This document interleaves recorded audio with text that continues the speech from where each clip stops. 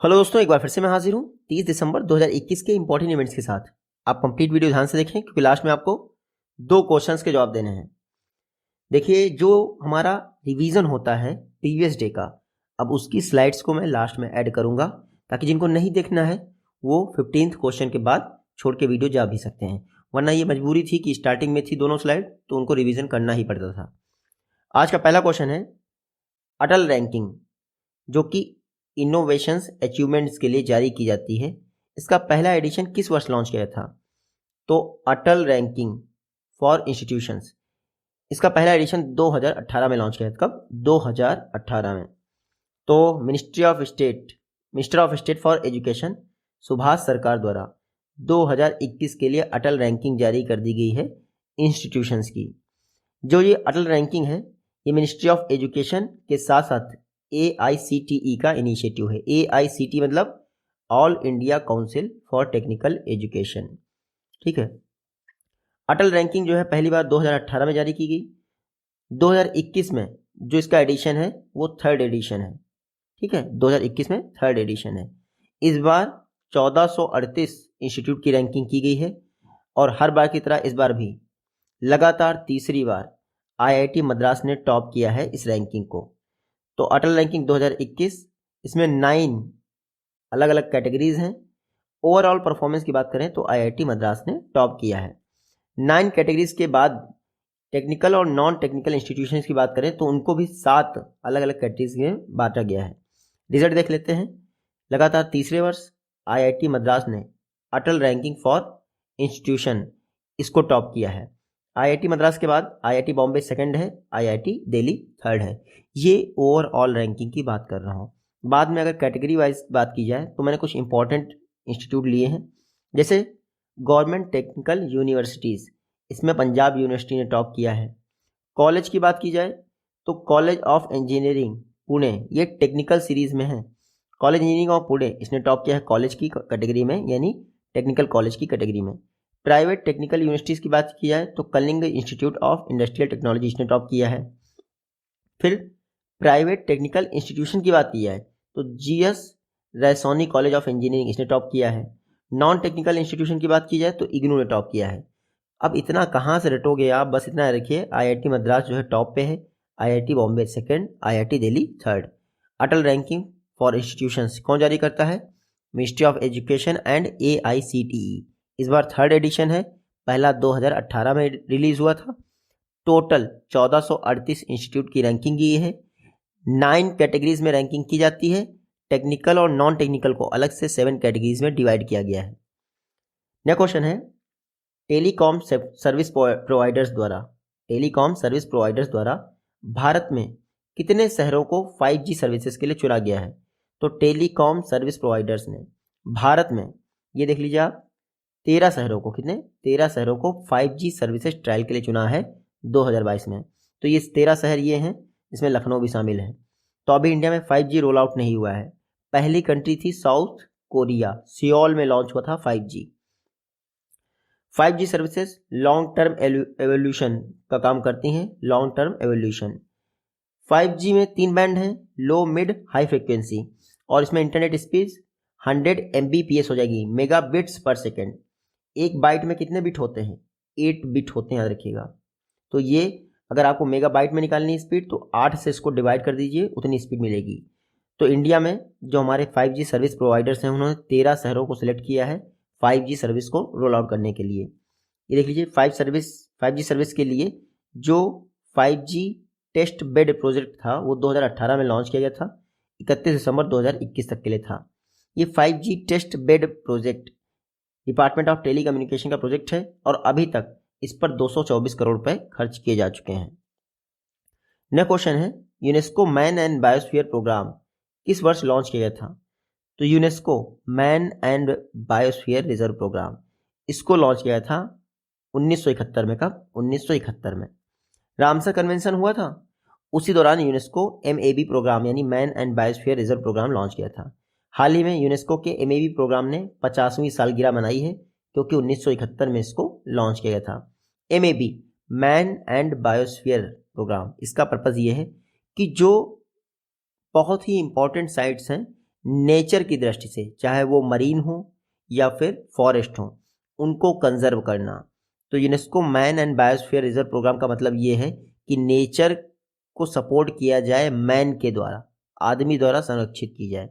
इस समय पूरे विश्व में 131 ऐसे देश हैं जहां पर यूनेस्को की 727 बायोस्फीयर रिजर्व हैं। इंडिया में यूनेस्को द्वारा मान्यता प्राप्त 11 बायोस्फीयर रिजर्व हैं जो कि मैन एंड बायोस्फीयर प्रोग्राम के तहत दिए गए हैं। तो यूनेस्को द्वारा मान्यता प्राप्त 11 हैं, लेकिन ऐसे देखा जाए तो इंडिया में तो बहुत सारे हैं। ठीक है, इंडियन गवर्नमेंट द्वारा अलग अलग बायोस्फीयर रिजर्व ऐलान किया जाता है। यूनेस्को एमएबी के तहत इंडिया में डिक्लेयर पहला बायोस्फीयर रिजर्व कौन था? नीलगिरी बायोस्फीयर रिजर्व 1986 में बना था। लेटेस्ट कौन सा है? कंचनजंगा बायोस्फीयर रिजर्व 2018 में बना है। तो यूनेस्को के तहत इंडिया में 11 बायोस्फीयर रिजर्व हैं और पूरे विश्व में 727। यूनेस्को की बात करें, United Nation Educational Scientific and Cultural Organization. UNESCO की स्थापना हुई थी 16 नवंबर 1945, डेट याद रखिएगा। यूनेस्को का हेडक्वार्टर है पेरिस में। यूनेस्को की डीजी हैं ऑड्रे ऑजोले। नेक्स्ट क्वेश्चन देखते हैं, पंजाब नेशनल बैंक के एमडी एंड सीईओ कौन अपॉइंट हुए हैं? तो पंजाब नेशनल बैंक, इसके एमडी एंड सीईओ बने हैं अतुल कुमार गोयल। कौन? अतुल कुमार गोयल। ये देख लीजिए आप, ये हैं अतुल कुमार गोयल। कौन है? अतुल कुमार गोयल।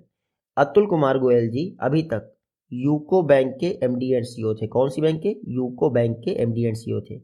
अब अतुल कुमार गोयल जी पंजाब नेशनल बैंक के एमडी एंड सीईओ हो गए हैं। तो यहाँ आप पढ़ भी सकते हैं, कैबिनेट कमेटी ऑन अपॉइंटमेंट, इसके द्वारा यूको बैंक के MD and CEO Atul Kumar Goyal को पंजाब नेशनल बैंक का एमडी एंड सीईओ बना दिया गया है 1 फरवरी से।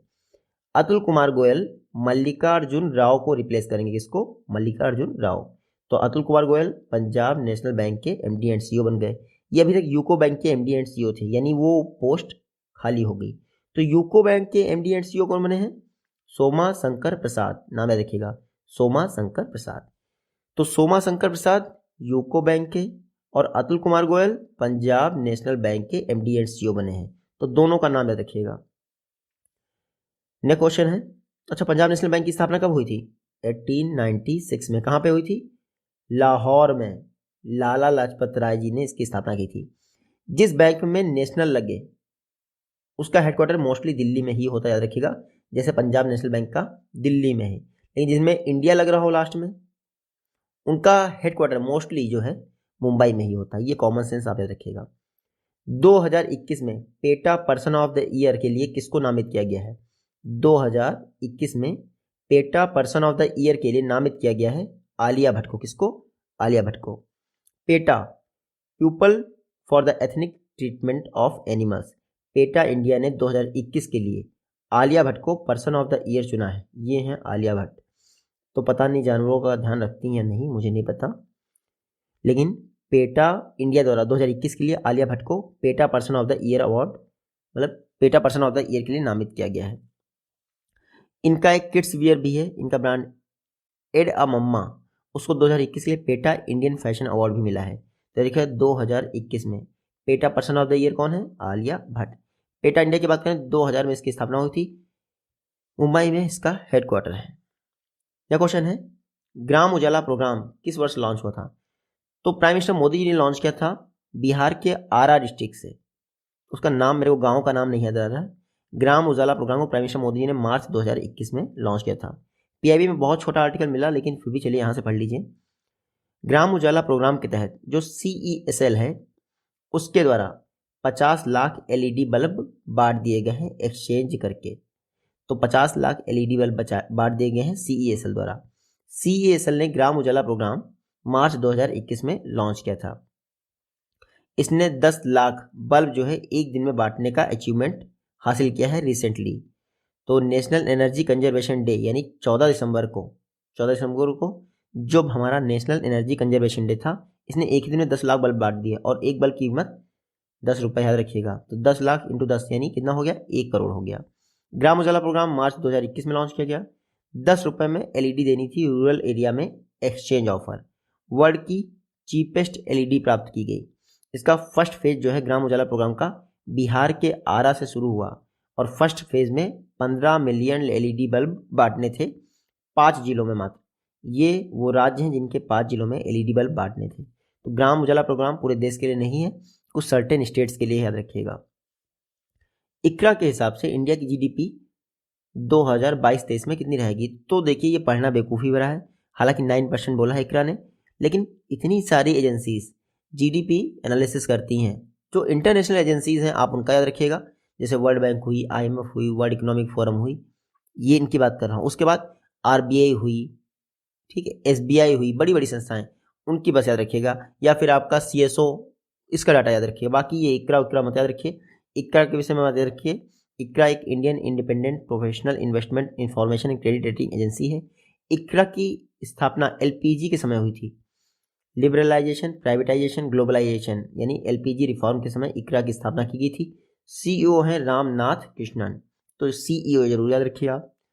नेक्स्ट क्वेश्चन है, विश्व का पहला ड्यूल मोड व्हीकल किस कंट्री द्वारा इंट्रोड्यूस किया गया है? तो विश्व में ऐसा पहला व्हीकल जापान ने इंट्रोड्यूस किया है। किसने? जापान ने। हाल ही में जापान ने विश्व का पहला ड्यूल मोड व्हीकल जो है इंट्रोड्यूस कर दिया है, जो रोड पर और रेलवे ट्रैक पर दोनों पर चलेगा। ये देख लीजिए, ये है रोड पर और रेलवे ट्रैक पर चलने वाला विश्व का पहला व्हीकल। ये देख लीजिए, यहाँ पर टायर है जो कि रोड पर चलेंगे, और ये हैं आपके आयरन वाले जो है पहिए, ये चलेंगे रेलवे ट्रैक पर। तो विश्व का पहला ऐसा व्हीकल जापान ने लॉन्च कर दिया है। इसमें क्या होगा, 21 पैसेंजर आ सकते हैं। जब रेलवे ट्रैक पर चलेगा तो 16 किलोमीटर की स्पीड होगी पर आवर की, और जब रोड पर चलेगा तो 100 किलोमीटर पर आवर की स्पीड होगी। तो शिकोकू आइसलैंड में इसको रन किया गया है, शिकोकू आइसलैंड। तो जापान में पहला ड्यूल मोड व्हीकल लॉन्च किया गया है विश्व का। जापान की कैपिटल है टोक्यो, करेंसी है जापानीज येन, प्राइम मिनिस्टर हैं फूमियो किशिदा, जो कि हाल ही में अपॉइंट हुए हैं। नेक्स्ट क्वेश्चन है, उमलिंगला पास, उमलिंगला करके एक दर्रा है, ये किस स्टेट या यूटी में रिलेटेड है? तो बहुत चर्चा में है इसलिए पता होना चाहिए। उमलिंगला पास है लद्दाख में। कहाँ पर है? लद्दाख में। विश्व की सबसे ऊंची सड़क इसी उमलिंगला पास में बनाई गई है। देखिए, डिफेंस मिनिस्टर राजनाथ सिंह जी द्वारा बॉर्डर रोड ऑर्गेनाइजेशन के 27 प्रोजेक्ट को इनॉग्रेट किया गया। कितने? 27। इन 27 प्रोजेक्ट में से एक है उमलिंगला पास रोड।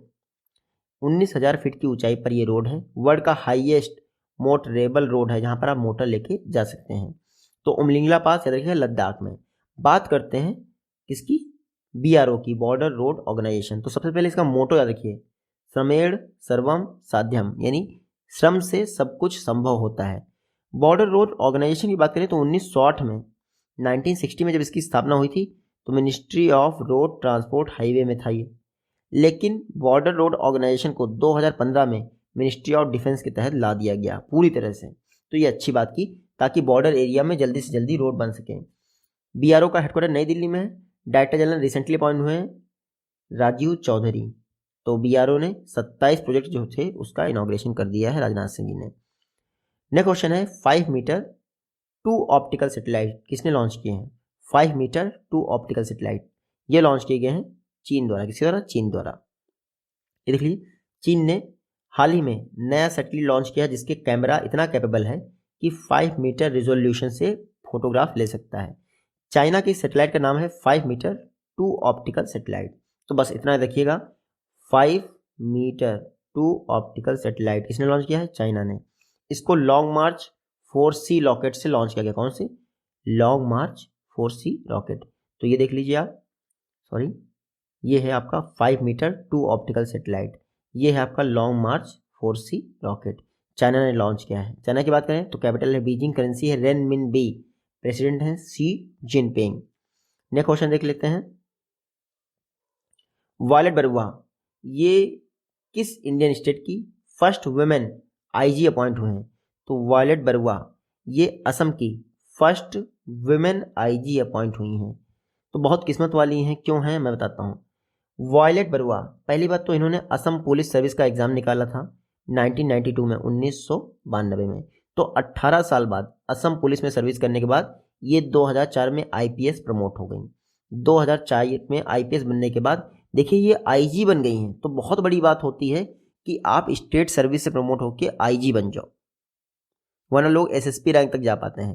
तो वायलेट बरुआ असम की पहली महिला IG बन गई हैं वायलेट बरुआ, ये हैं वायलेट बरुआ। असम की बात करें तो चीफ मिनिस्टर हैं हिमंता बिस्वा शर्मा, गवर्नर कौन है, जगदीश मुखी। ये मैप में आप असम तो देख सकते हैं, यहाँ पे वर्ल्ड का वन एंड ओनली सबसे बड़ा रिवरिन आइलैंड जिसका नाम है माजुली द्वीप, सबसे बड़ा रिवरिन आइलैंड माजुली द्वीप कहाँ पे है, असम में। गारो खासी जयंता पहाड़ियाँ भी हैं। नेक्स्ट क्वेश्चन है EESL energy efficiency services limited के CEO कौन अपॉइंट हुए हैं, तो एनर्जी एफिशिएंसी सर्विसेज लिमिटेड इसकी CEO अपॉइंट हुए हैं राधिका झा। कौन, राधिका झा। ये है राधिका झा, EESL की चीफ एग्जीक्यूटिव ऑफिसर अपॉइंट हुई हैं। राधिका झा 2002 कैडर की IAS हैं, ठीक है, 2002 बैच की IAS हैं, कैडर नहीं। इनको एनर्जी एफिशिएंसी सर्विसेज लिमिटेड का CEO बनाया गया है। राधिका झा काफ़ी समय से पावर डेवलपमेंट स्कीम में एग्जीक्यूटिव डायरेक्टर थी, अब EESL की क्या होंगी, CEO होंगी। राधिका झा उत्तराखंड गवर्नमेंट की एजुकेशन सेक्रेटरी भी रह चुकी हैं। तो बस इतना ही याद रखिए। एनर्जी एफिशिएंसी सर्विसेज लिमिटेड ये मिनिस्ट्री ऑफ पावर के तहत कार्य करता है। 2009 में इसकी स्थापना हुई थी, नई दिल्ली में हेडक्वार्टर है। और ये EESL के चेयरमैन कौन है, अरुण कुमार मिश्रा। नेक्स्ट क्वेश्चन है national breed conservation award, national breed conservation award के तहत कितनी प्राइस मनी दी जाती है, तो मात्र 10,000 रुपये। कितना, 10,000 रुपये। चर्चा में इसलिए है, नेशनल ब्रीड कंजर्वेशन अवार्ड हाल ही में दिए गए। देखिए ये अवार्ड मिला है किसको, all India coordinated research project को, ऑल इंडिया कोऑर्डिनेटेड प्रोजेक्ट को। इसमें Kerala veterinary and animal sciences university को ये अवार्ड दिया गया है। ICAR द्वारा ये अवार्ड दिया जाता है national bureau of animal genetic resource द्वारा। इसमें 10,000 रुपये मिलते हैं। इस बार जो ये नेशनल ब्रीड कंजर्वेशन अवार्ड मिला है ये तेलीचेरी ब्रीड के लिए मिला है। तेलीचेरी ब्रीड ये सिर्फ केरल में रजिस्टर्ड चिकन ब्रीड है, तो तेलीचेरी ब्रीड याद रखिएगा। कड़कनाथ जैसा ही है तेलीचेरी चिकन ब्रीड, लेकिन कड़कनाथ क्या होता है, उसका मांस भी काला होता है। कड़कनाथ को MP झाबुआ डिस्ट्रिक्ट के लिए GI टैग मिला है। तेलीचेरी ब्रीड के लिए इस बार नेशनल ब्रीड कंजर्वेशन अवार्ड दिया गया है केरल के वेटरनिटी एनिमल साइंस यूनिवर्सिटी को। तो तेलीचेरी ब्रीड इसका नाम आया है केरल की डिस्ट्रिक्ट से, और ये national breed conservation award ICAR के national bureau of animal genetic resource द्वारा दिया जाता है। नेक्स्ट क्वेश्चन है 5वें इंडियन गेंदबाज तेज गेंदबाज कौन हो गए जिन्होंने 200 विकेट लिए हैं, तो जसप्रीत बुमराह। कौन, जसप्रीत बुमराह, सॉरी गलत हो गया, ये मोहम्मद शामी।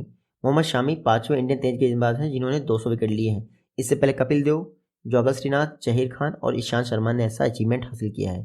तो मोहम्मद शामी 5वें इंडियन तेज गेंदबाज हैं जिन्होंने 200 टेस्ट विकेट लिए हैं।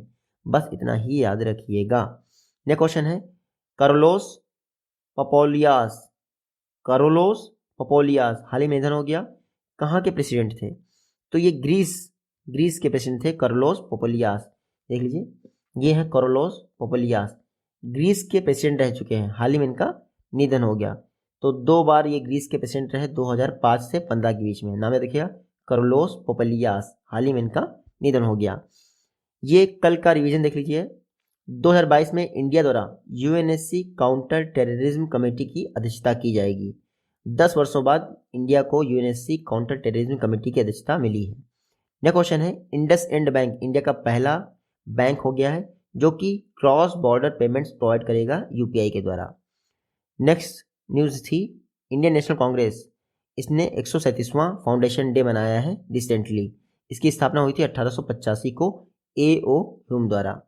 ऑल इंडिया लिमिटेड द्वारा इंडिया का पहला ग्रीन हाइड्रोजन प्लांट कहाँ स्थापित किया जा रहा है, असम में, जोरहाट गैस फील्ड है असम में। रेणुका जी डैम प्रोजेक्ट हिमाचल प्रदेश में है गिरी रिवर पर, जो कि यमुना की सहायक रिवर है। विश्व के नंबर 7 नीतीश कुमार ने चौथे पैरा बैडमिंटन नेशनल चैंपियनशिप को जीत लिया है। नीतीश कुमार ने चौथी पैरा बैडमिंटन नेशनल चैंपियनशिप को जीत लिया है।